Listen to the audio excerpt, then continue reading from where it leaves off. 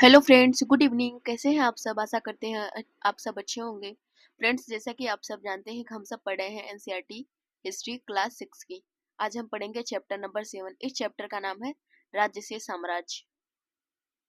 राज्य से साम्राज्य। तो चलिए शुरू करते हैं। यहाँ पे कहानी छोटी सी है, इसके माध्यम से शुरू करते हैं कि रोशन के रुपए। जन्मदिन पर रोशन को दादाजी से कड़क नोट मिले थे। उसने उन्हें अपने हाथ में दबा रखा था। उस एक नया उस एक नया सीडी खरीदने का बहुत मन था, लेकिन साथ ही वह बिल्कुल नए कड़क नोटों को देखना और छूकर महसूस करना चाहती थी। तभी उसने पाया कि सभी नोटों में दाहिनी तरफ गांधी जी का मुस्कुराता चेहरा बना हुआ था। बाईं तरफ छोटे छोटे शेर चित्रित थे। उसने सोचा, आखिर यह शेर क्यों बने हुए हैं? तो जिज्ञासा होती है ना बच्चों को जानने की, तो वही बच्चा भी सोच रहा है कि आखिर ये शेर क्यों बने हैं। तो इस अध्याय में रोशन की रुपए वाली सामग्री बच्चे की तस्वीर के साथ लगाएं। हम जिस शेरों के चित्र रुपए पैसों पर देखते हैं, उनका एक लंबा इतिहास है। उन्हें पत्थरों को काटकर बनाया गया, फिर उन्हें सारनाथ सारनाथ में एक विशाल स्तंभ स्तंभ पर स्थापित किया गया था। तो सारनाथ वर्तमान समय में बनारस में है। इतिहास के महानतम राजाओं में से एक अशोक के निर्देश पर इसके जैसे कई स्तंभों और पत्थरों पर अभिलेख उत्कीर्ण करवाए गए थे। इसके पहले कि हम यह जाने कि अभिलेखों में क्या लिखा है, यह समझने की कोशिश करें कि उनके राज्य को साम्राज्य क्यों कहा जाता है। यहाँ पे देखिए, यही है स्तंभ। ये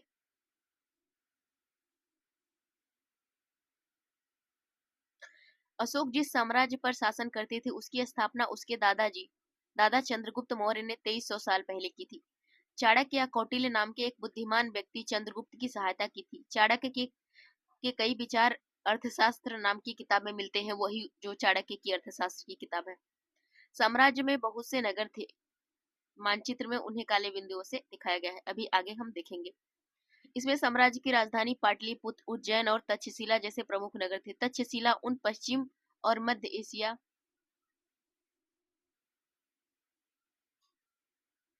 एशिया के लिए आने जाने का मार्ग था। दूसरी तरफ उज्जैन उत्तरी भारत से दक्षिणी भारत जाने वाले रास्ते में पड़ता था। शायद नगरों में व्यापारी, सरकारी अधिकारी और शिल्पकार रहा करते थे। साम्राज्य के बहुत बड़े क्षेत्रों में किसानों और पशुपालकों के गांव बसे हुए थे। मध्य भारत जैसे इलाकों में ज्यादातर हिस्सा जंगलों से भरा हुआ था। वहां पर लोग फल फूल संग्रहण और जानवरों का शिकार करके जीविका चलाते थे। साम्राज्य के अलग अलग इलाकों में लोग भिन्न भिन्न भाषाएं बोलते थे। लोग शायद अलग अलग प्रकार का भोजन करते थे और यहाँ तक कि अलग अलग किस्म का पोशाक भी पहनते थे। यहाँ पे देखिए, दिया गया है। जिन जगहों पर अशोक के शिलालेख मिले हैं, उन्हें लाल बिंदुओं से दिखाया गया है। ये सारे इलाके साम्राज्य के भीतर थे। उन देशों के नाम बताओ जहां अशोक के अभिलेख मिले हैं। भारत के कौन कौन से राज्य मौर्य साम्राज्य के बाहर थे? तो ये आप हमें कमेंट बॉक्स में बताइएगा। तो यहाँ पे देखिए मानचित्र।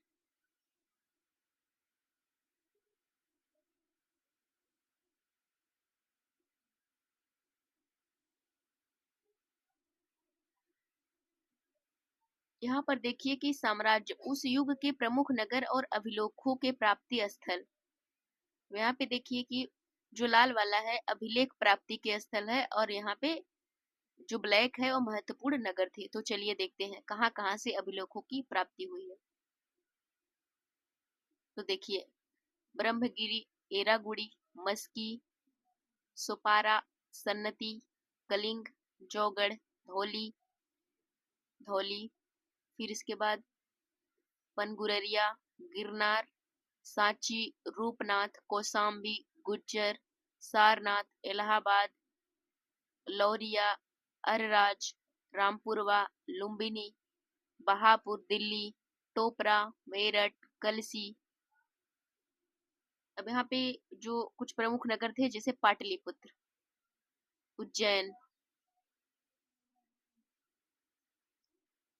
अब यहाँ पे प्रमुख नगरों में एक देखिए तक्षशिला है। उसके बाद यह सब जो है अभिलेख प्राप्ति स्थल है, जैसे कांधार, लंपक, शहबाजगढ़ी, मानसेहरा, कलसी, मेरठ, टोपरा।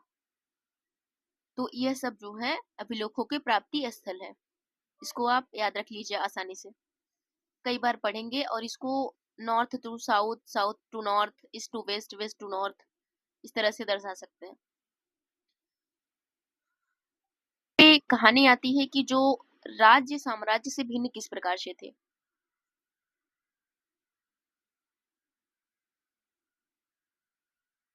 राज्य साम्राज्य से भिन्न कैसे हैं?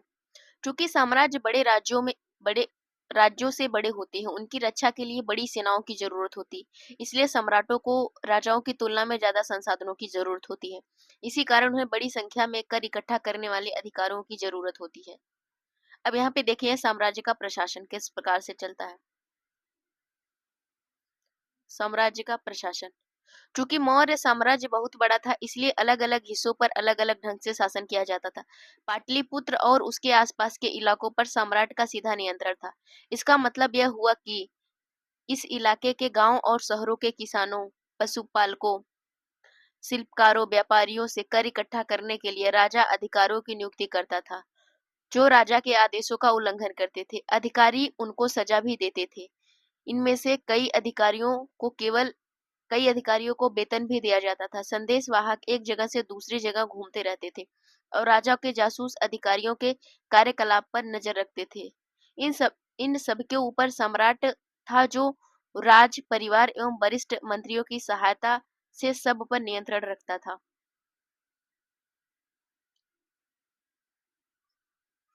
मौर्य साम्राज्य के भीतर कई छोटे छोटे प्रांत थे। इन पर तक्षशिला या उज्जैन जैसी प्रांतीय राजधानियों से शासन किया जाता था। कुछ हद तक पाटलिपुत्र से इन क्षेत्रों पर नियंत्रण रखा जाता था। अक्सर राजकुमारों को वहां का राज्यपाल बनाकर भेजा जाता था, लेकिन ऐसा लगता है कि इन जगहों पर स्थानीय परंपराओं और नियम को ही माना जाता था। प्रादेशिक केंद्रों के बीच विस्तृत क्षेत्र थे। इनके इलाकों में मौर्य शासक सिर्फ मार्गों और नदियों पर नियंत्रण रखने की कोशिश करते थे, जो कि आवागमन के लिए महत्वपूर्ण थे। यहाँ से उन्हें जो भी संसाधन कर और भेंट के रूप में मिलते थे, उन्हें इकट्ठा किया जाता था। उदाहरण के लिए अर्थशास्त्र में यह लिखा है कि उत्तर पश्चिम कंबल के लिए दक्षिण भारत सोने और कीमती पत्थरों के लिए प्रसिद्ध था। संभव है कि संसाधन नजराने के रूप में इकट्ठे किए जाते थे और अंत में जंगल वाले इलाके आते थे, जहां रहने वाले लोग काफी हद तक स्वतंत्र थे।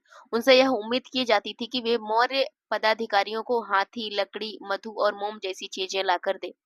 नजराना क्या होता है? यह देखिए, नजराना होता है कर। जहां कर नियमित ढंग से इकट्ठे किए जाते हैं, वही नजराना अनियमित रूप से जब भी संभव हो इकट्ठा किया जाता था। ऐसे नजराने विविध पदार्थों के रूप में प्रायः ऐसे लोगों से लिए जाते थे जो स्वेच्छा से इसे देते थे। अब राजधानी में सम्राट। राजधानी में सम्राट मेगस्थनीज चंद्रगुप्त के दरबार में पश्चिम एशिया के यूनानी राजा सेल्यूकस निकेटर का राजदूत था। मेगस्थनीज ने जो कुछ देखा उसका विवरण दिया। यहाँ हम उसके विवरण का अंश दे रहे हैं। सम्राट जनता के सामने आने के अवसरों पर शोभा यात्रा के रूप में जश्न मनाया जाता था। उन्हें एक सोने की पालकी से ले जाया जाता था। उनके अंगरक्षक सोने और चांदी से अलंकृत हाथियों पर सवार रहते थे। कुछ अंगरक्षक पेड़ों को लेकर चलते थे। इन पेड़ों पर प्रशिक्षित तोतों का एक झुंड रहता था, जो सम्राट के सिर के चारों तरफ चक्कर लगाता रहता है। राजा सामान्यतः हथियार बंद महिलाओं से घिरे होते हैं।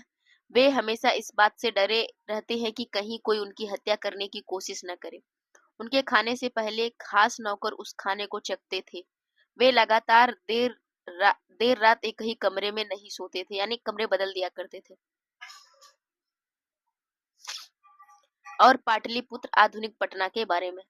यह एक विशाल और खूबसूरत नगर है। यह एक विशाल प्राचीर से घिरा, जिसमें 570 बुर्ज और 64 द्वार हैं। 2 और 3 मंजिल वाले घर लकड़ी और कच्ची ईंटों से बने हैं। राजा का महल भी काठ से बना है। जिसे पत्थर की नक्काशी से अलंकृत किया गया है।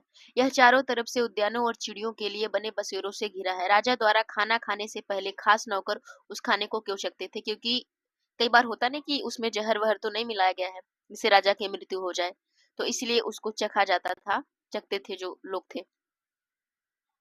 अब अशोक एक अनोखा सम्राट है। तो देखिए अशोक एक अनोखा सम्राट क्यों था।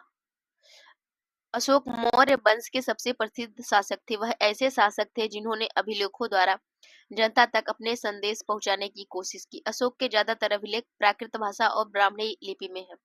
अशोक का कलिंग युद्ध। कलिंग तटवर्ती उड़ीसा का प्राचीन नाम है। मानचित्र 5 पृष्ठ संख्या 64 देखो।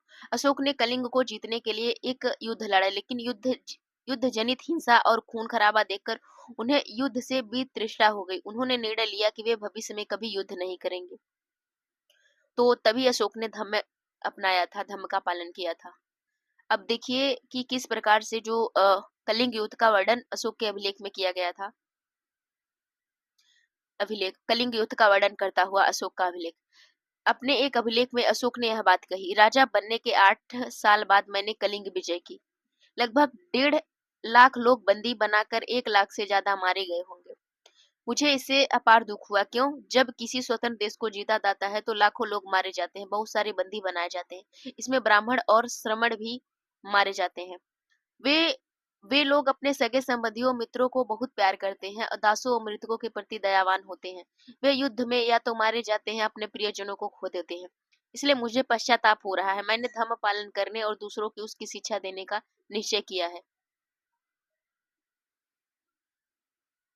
मैं मानता हूँ कि धर्म के माध्यम से लोगों का दिल जीतना जितना बलपूर्वक विजय पाने से ज्यादा अच्छा है। मैं यह अभिलेख भविष्य के लिए एक संदेश के रूप में इसलिए उत्कीर्ण कर रहा हूँ, मेरे बाद मेरे बेटे और पोते भी युद्ध न करें। इसके बदले उन्हें यह सोचना चाहिए कि धर्म को कैसे बढ़ाया जाए। तो धम्म संस्कृत शब्द धर्म का प्राकृत रूप है, यानी वही धर्म की बात की गई है। अब अशोक धम्म क्या है इसके बारे में जानते हैं। देखिए बात क्या यहाँ पे यह है कि जो चीजें आपके मन में क्वेश्चन आ रहा है उसके जस्ट तुरंत बाद, जैसे क्वेश्चन मन में उठा उसका आंसर जस्ट नीचे आपको दिया गया। जैसे वहां पे नजराना मन में आया तो नजराने के बारे में बताया गया। तो ये जो एनसीईआरटी है ये बेसिक कंप्लीट करने के लिए बहुत इंपॉर्टेंट है आप सबके लिए। उत्कृष्ट पालिश वाले पत्थर इसकी स्मृति को देखिए, बिहार के रामपुरवा में मिले एक मौर्यकालीन स्तंभ का हिस्सा है। अभी इसे राष्ट्रपति भवन में रखा गया है। यह उस समय की मूर्तिकला का एक नमूना है। यहाँ पे देखिए। अशोक का धम्म क्या था। अशोक के धम्म में किसी देवता की पूजा अथवा किसी कर्म कांड की आवश्यकता नहीं थी। उन्हें यह लगता था कि जैसे पिता अपने बच्चों को अच्छे व्यवहार की शिक्षा देते हैं, वैसे यह उनका कर्तव्य था कि अपनी प्रजा को निर्देश दे। वे बुद्ध के उपदेशों से भी प्रेरित हुए थे। ऐसी कई समस्याएं थी जिनके लिए उनमें संवेदना थी। उनके साम्राज्य में अलग अलग धर्मों को मानने वाले लोग थे। इनसे कई बार टकराव पैदा हो जाता था। जानवरों की बलि चढ़ाई जाती थी। दासों और नौकरों के साथ क्रूर व्यवहार किया जाता था। इसके अलावा इसके अलावा परिवार में व पड़ोसियों के बीच भी झगड़े होते रहते थे। अशोक ने यह महसूस किया कि इन समस्याओं का निदान उनका कर्तव्य है। इसलिए उन्होंने धम्म महामात्र नाम के अधिकारियों की नियुक्ति की, जो जगह जगह पर जाकर धम्म की शिक्षा देते थे। इसके अतिरिक्त अशोक ने अपने संदेश कई स्थानों पर शिलाओं और स्तंभों पर खुदवा दिए। अधिकारियों को वह निर्देश दिया कि वे राजा के संदेश को उन लोगों को पढ़ के सुनाए जो खुद पढ़ नहीं सकते। अशोक ने धम्म के विचारों को प्रसारित करने के लिए सीरिया, मिस्र, ग्रीस में दूत भेजे। अपने पुत्र महेंद्र और पुत्री संघमित्रा को इसी कार्य हेतु उन्होंने श्रीलंका भेजा। उन्होंने सड़कें बनवाई, कुएं खुदवाए, विश्राम गृह बनवाए। इसके अतिरिक्त उन्होंने मनुष्यों और जानवरों की चिकित्सा की भी व्यवस्था की। सोचिए एक ऐसा राजा जो युद्ध करता था जिसमें हजारों लोग मारे जाते थे, कई नुकसान होता था, जानवरों का नुकसान होता था, बहुत जान माल की हानि होती थी। एक ऐसा राजा जिसको समझ में आ गया कि जो हिंसा है उससे हमें कितनी नुकसान है, कितने घर उजड़ रहे हैं, कितने रिश्ते खत्म हो रहे हैं। तो एक अच्छे मार्ग पर चलना सीख गया। अपनी प्रजा के लिए देखिए अशोक का क्या संदेश था। लोग विभिन्न अवसरों पर अनुष्ठान करते हैं। उदाहरण के लिए जब वे बीमार होते हैं तो उनके बच्चों का विवाह होता है। जब वे बीमार होते हैं, जब उनके बच्चों का विवाह होता है, बच्चों के जन्म पर और यात्रा शुरू करते हैं, तब तरह तरह के अनुष्ठान करते हैं। वे कर्म कांड किसी काम के नहीं है। इसके बदले यदि लोग दूसरों की रीतियों को माने वह ज्यादा फलदायी होगी। अन्य प्रकार की रीतियां क्या है? ये है अपने दासों और नौकरों के साथ अच्छा व्यवहार करना, बड़ों का आदर करना, सभी जीवों पर दया करना, ब्राह्मणों तथा श्रमणों को दान दान देना, अपने धर्म की प्रशंसा या दूसरे धर्म की निंदा निंदा करना। दोनों ही बातें गलत हैं। यानी अपने धर्म की प्रशंसा, दूसरों के धर्म की निंदा करना बिल्कुल गलत बात है। हर किसी को दूसरे धर्म का आदर करना चाहिए। यदि कोई अपने धर्म की बड़ाई या दूसरे धर्म बुराई करता है तो वास्तव में अपने धर्म को ज्यादा नुकसान पहुंचा रहा है। तो इसलिए हमें किसी धर्म की बुराई भी नहीं करनी चाहिए, अपने धर्म को श्रेष्ठ नहीं बताना चाहिए। धर्म सबके बराबर होते हैं, तो इस बात का हमें ध्यान रखना चाहिए। यह अशोक समझा रहा है। इसलिए हर किसी को दूसरे धर्म के प्रमुख विश्वासों को समझने की कोशिश करते हुए उसका आदर करना चाहिए।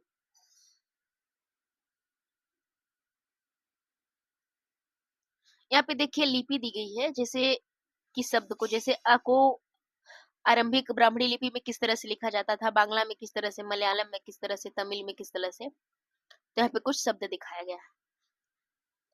तो फ्रेंड्स, ये चैप्टर काफी छोटा था। इसके बाद हम एक चैप्टर और कंप्लीट कर लेते हैं आज, क्योंकि ये चैप्टर छोटा था।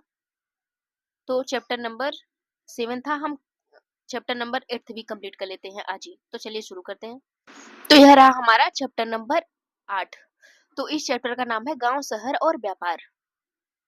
गांव, शहर और व्यापार।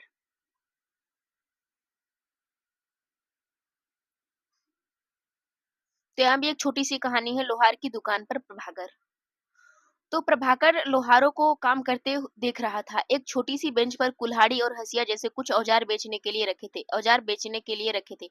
दूसरी ओर भट्ठी जल रही थी। औजार बनाने के लिए दो लोग लोहे की एक छड़ को गर्म कर उसे पीट रहे थे। प्रभाकर को यह सब बड़ा मजेदार लग रहा था। जब लोहे को पीटा जा रहा था तो लोहे के औजार और खेती। लोहे के औजार और खेती। लोहे का प्रयोग आज एक आम बात है। लोहे की चीजें हमारी रोजमर्रा की जिंदगी का हिस्सा बन गई हैं। इस उपमहाद्वीप में लोहे का प्रयोग लगभग 3000 साल पहले शुरू हुआ। महापसाड़ कब्रों में लोहे के औजार और हथियार बड़ी संख्या में मिले। इन सब के बारे में आप अध्याय 4 में पढ़ चुके हो। करीब 2500 साल पहले लोहे के औजारों के बढ़ते उपयोग का प्रमाण मिलता है। इनमें जंगलों को साफ करने के लिए कुल्हाड़ियां और जुताई के लिए हल्के फाल शामिल है। अध्याय 5 में तुमने पढ़ा कि लोहे के फाल के इस्तेमाल से कृषि उत्पादन बढ़ गया। हाँ, इसके बारे में हम लोगों ने पढ़ा था।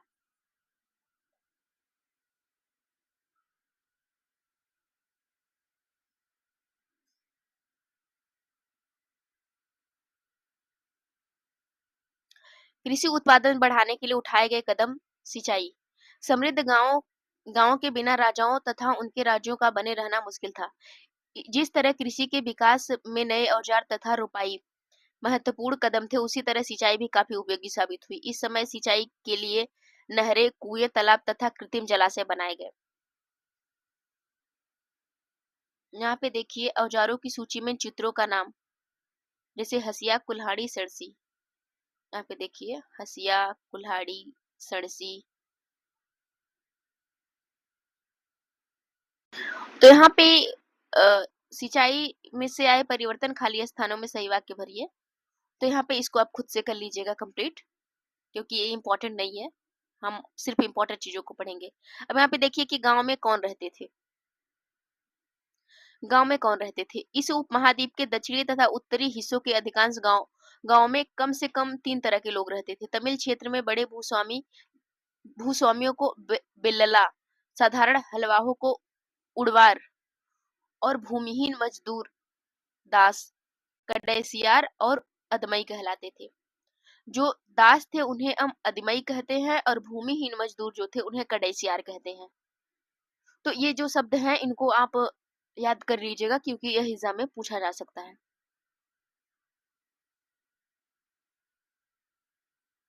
देश के उत्तरी हिस्से में गांव का प्रधान व्यक्ति ग्राम भोजक कहलाता था। अक्सर एक ही परिवार के लोग इस पद पर कई पीढ़ियों तक बने रहते थे। पद वंशानुगत था।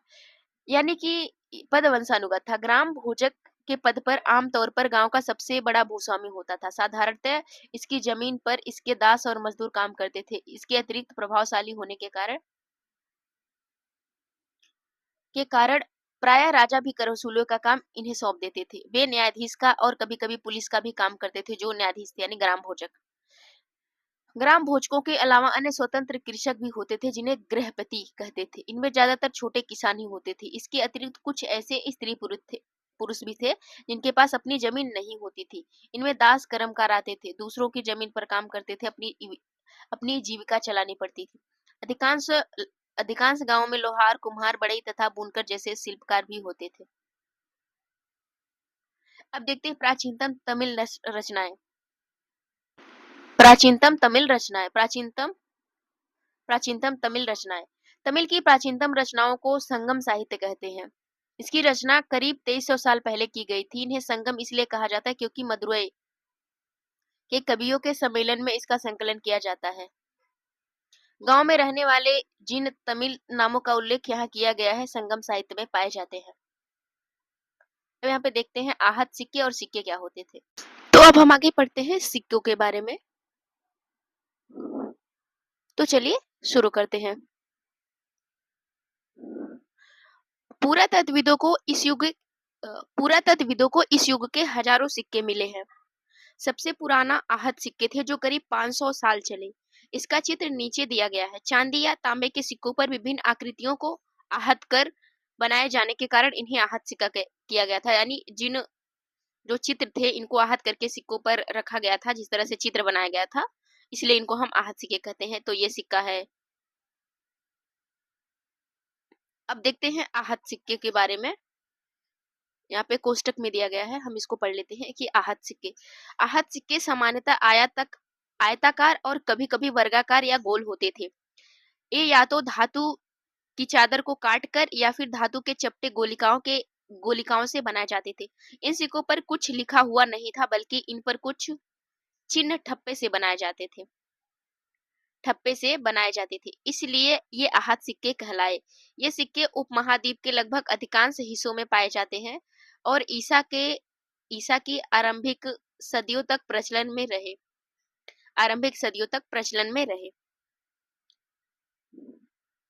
अब यहाँ पे देखते हैं विनिमय के साधन क्या थे।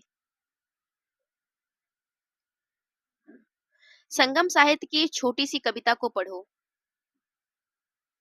तो एक कविता है, आप पढ़ लीजिएगा, इंपॉर्टेंट नहीं है। नगर अनेक गतिविधियों के केंद्र थे। इसके बारे में हम पढ़ते हैं। नगर अनेक गतिविधियों के केंद्र से अक्सर नगर कई कारणों से महत्वपूर्ण हो जाते थे। उदाहरण के लिए मथुरा। मानचित्र 7वें पृष्ठ संख्या 89 को देखो। यह 2500 साल पहले से ज्यादा समय से एक महत्वपूर्ण नगर रहा है, क्योंकि यह यातायात व्यापार के दो मुख्य रास्तों पर स्थित था। इसमें से एक रास्ता उत्तर पश्चिम पूरब की ओर, दूसरा उत्तर से दक्षिण की ओर जाने वाला शहर था। शहर के चारों ओर किलेबंदी थी। इसमें अनेक मंदिर थे। आसपास के किसान तथा पशुपालक शहर में रहने वालों के लिए भोजन जुटाते थे। मथुरा बेहतरीन मूर्तियां बनाने का केंद्र था। लगभग 2000 साल पहले मथुरा कुषाणों की दूसरी राजधानी बनी थी। इसके बारे में तुम आगे पढ़ोगे। मथुरा एक धार्मिक केंद्र भी रहा है। यहाँ बौद्ध विहार और जैन मंदिर है। कृष्ण भक्ति का एक महत्वपूर्ण केंद्र था मथुरा। मथुरा प्रस्तर खंडों तथा मूर्तियों पर अनेक अभिलेख मिले हैं। आमतौर पर ये संक्षिप्त अभिलेख है जो स्त्रियों तथा पुरुषों द्वारा मठों या मंदिरों को दिए जाने वाले दान का उल्लेख करते हैं। प्रायः शहर को राजा, रानी, अधिकारी, व्यापारी तथा शिल्पकार इस प्रकार के दान करते थे। उदाहरण के लिए मथुरा के अभिलेखों में सुनारों, लोहारों, बुनकरों, टोकरी बुनने वालों, माला बनाने वालों और इत्र बनाने वालों के उल्लेख मिलते हैं। मथुरा के लोगों के व्यवसायों की एक सूची बनाओ। ऐसे व्यवसाय के नाम बताओ जो हड़प्पा में नहीं था। ये कमेंट में। कुछ काम आप लोग को दिया जाता है लेकिन आप लोग करते नहीं है, तो थोड़ा सा ध्यान से आप लोग अगर कोशिश कीजिए करिए कि उत्तर हम दे पाते हैं तो दे दिया कीजिए। शिल्प तथा शिल्पकार। पुरा स्थलों से शिल्पों के नमूने मिले हैं। इनमें से मिट्टी के बहुत से पतले और सुंदर बर्तन मिले हैं, जिन्हें उत्तरी काले चमकीले पात्र कहा जाता है, क्योंकि ये ज्यादातर उपमहाद्वीप के उत्तरी भाग में मिले हैं। ध्यान रहे कि अन्य दूसरे शिल्पों के अवशेष नहीं बचे हैं। जैसे कि विभिन्न ग्रंथों से हमें पता चलता है कि कपड़ों का उत्पादन बहुत महत्वपूर्ण था। उत्तर में वाराणसी और दक्षिण में मदुरै इसके प्रसिद्ध केंद्र थे। यहाँ स्त्री पुरुष दोनों काम करते थे। अनेक शिल्पकार तथा व्यापारी अपने अपने संघ बनाने लगे थे, जिन्हें श्रेणी कहते थे। शिल्पकारों की श्रेणियों का काम प्रशिक्षण देना, कच्चा माल उपलब्ध कराना तथा तैयार माल का वितरण करना, जबकि व्यापारियों की श्रेणियां व्यापार का संचालन करती थी। श्रेणियां बैंकों के रूप में काम करती थी, जहां लोग पैसे जमा रखते थे। इस धन का निवेश लाभ के लिए किया जाता था। उससे मिले लाभ का कुछ हिस्सा जमा करने वालों को लौटा दिया जाता था, फिर मठ आदि धार्मिक संस्थानों को दिया जाता था। अब बात करते हैं, यहाँ पे देखिए उत्तरी काले चमकीले पात्र क्या है। ये ये एक कठोर कठोर चाक निर्मित धातु की तरह दिखने वाले तथा चमकदार काली काली सतह वाले परत है पात्र हैं। इसे बनाने के लिए कुम्हार मिट्टी के बर्तनों को भट्ठों पर उच्च तापमान पर रखकर रखते थे, जिसके परिणाम स्वरूप इन बर्तनों की बाहरी सतह काली हो जाती थी। इस पर एक पतली काली लेप भी लगाई जाती थी। इस बर्तन को शीशे जैसी चमक प्रदान करता था। अब यहाँ पे सूत काटने और बुनने के नियम क्या थे। सूत काटने और बुनने के नियम, ये नियम अर्थशास्त्र के हैं। अध्याय 7 में अर्थशास्त्र का उल्लेख किया गया है। इसमें वर्णन किया गया है किस प्रकार एक विशेष पदाधिकारी के देखरेख में कारखाने में सूत की कटाई बुनाई की जाती थी। ऊन, पेड़ों की छाल, कपास, पटुआ पटुआ तथा सन को तैयार करने के काम में विधवाओं, सक्षम असक्षम महिलाओं, भिखुड़ियों, वृद्धा, वेश्याओं, राजा की अवकाश प्राप्त दासियों, सेविकाओं और अवकाश प्राप्त देव दासियों को लगाया जा सकता है।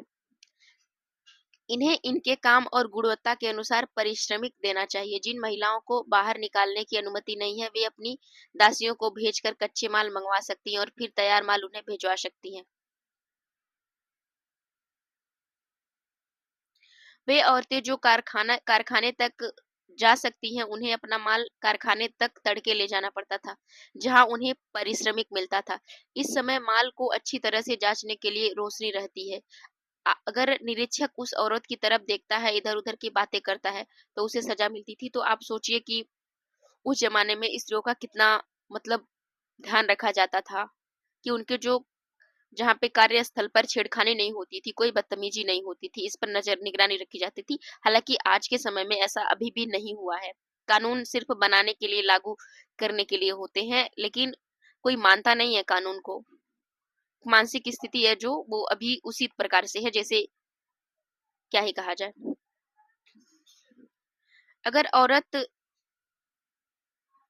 अगर औरत ने अपना काम पूरा नहीं किया है, तो उसे जुर्माना देना होगा। इसके लिए उसका अंगूठा भी काटा जा सकता था। तो जो सजा भी थी, तो बहुत निर्दयी पूर्णता वाली सजा थी। सूक्ष्म निरीक्षण अरिकामेडू।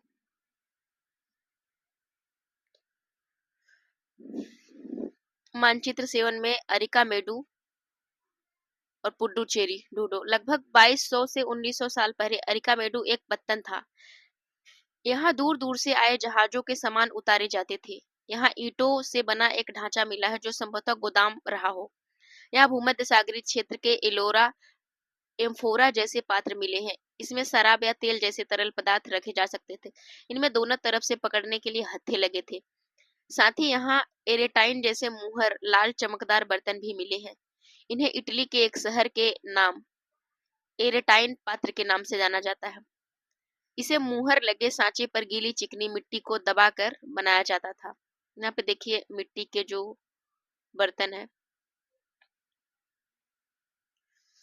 अभिलेखित मिट्टी के बर्तन, कई बर्तनों पर ब्राह्मणी लिपि में अभिलेख मिले हैं।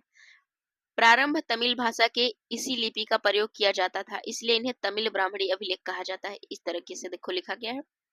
यहाँ पे इसे तमिल ब्राह्मणी अभिलेख भी कहा जाता है।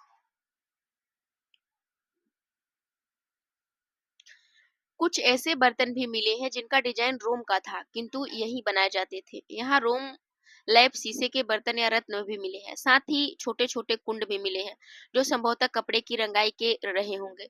यहाँ पर शीशे और अर्धमूल्य पत्थरों से मनके बनाने के पर्याप्त साक्ष्य मिले हैं। रोम के साथ संबंध दर्शाने वाले साक्ष्य की सूची बनाओ।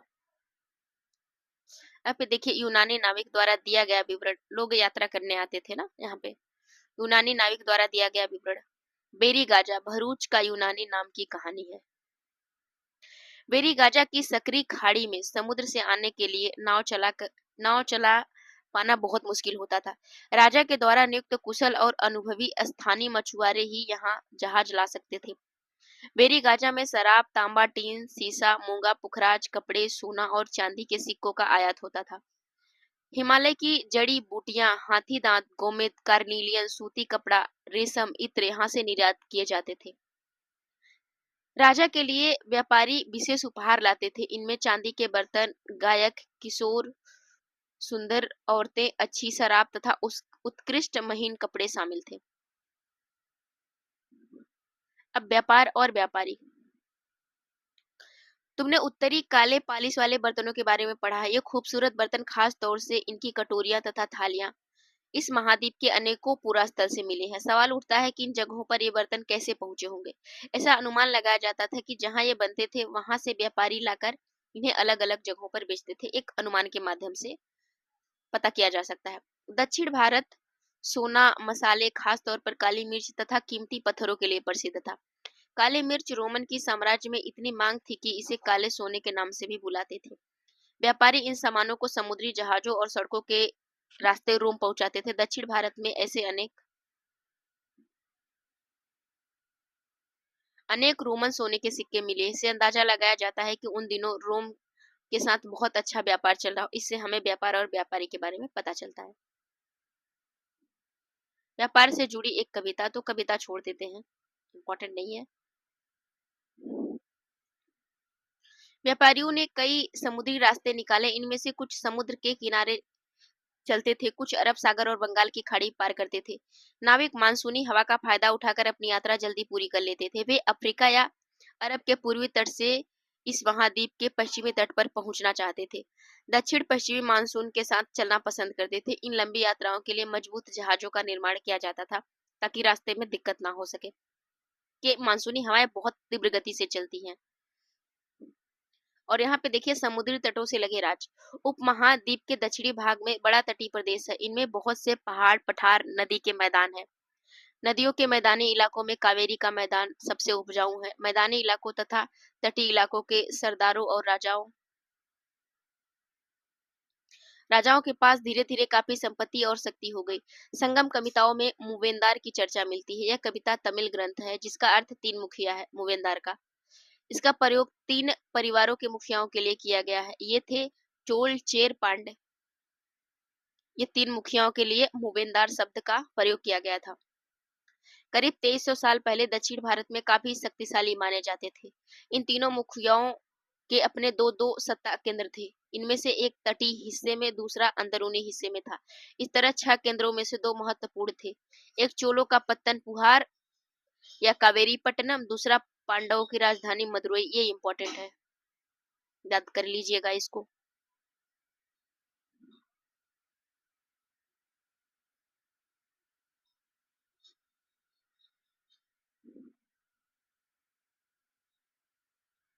वे मुखिया लोगों से नियमित कर के बजाय उपहारों की मांग करते थे। कभी-कभी ये सैनिक अभियानों पर भी निकल पड़ते थे और आसपास के इलाकों में शुल्क वसूल कर लाते थे। इनमें से कुछ धन वे अपने पास रख लेते थे, बाकी अपने समर्थकों, नातेदारों, सिपाहियों तथा कवियों के बीच बांट देते थे। अनेक संगम कवियों में उन मुखियाओं को प्रशंसा में कविताएं लिखी गई हैं। उन्हें कीमती जवाहरात, सोने, घोड़े, हाथी, रथ, सुंदर कपड़े दिया करते थे। लगभग 200 वर्षों पश्चात पश्चिम भारत में सातवाहन नामक राजवंश का प्रभाव बढ़ा। सातवाहनों का सबसे प्रमुख राजा गौतमी पुत्र श्री सातकर्णी था। उसके बारे में हमें उसकी मां गौतमी बल्लभ श्री द्वारा दान किए गए एक अभिलेख से पता चलता है। वह अन्य सभी सातवाहक शासक दक्षिणापथ के स्वामी कहे जाने वाले दक्षिणापथ का जाते थे। दक्षिणापथ का शाब्दिक अर्थ दक्षिण की ओर जाने वाला रास्ता होता है। पूरे दक्षिण क्षेत्र के लिए यही नाम प्रचलित था। श्री सातकर्णी ने पूर्वी, पश्चिमी और दक्षिणी तटों पर अपनी सेनाएं भेजी। रेशम मार्ग और कुषाण।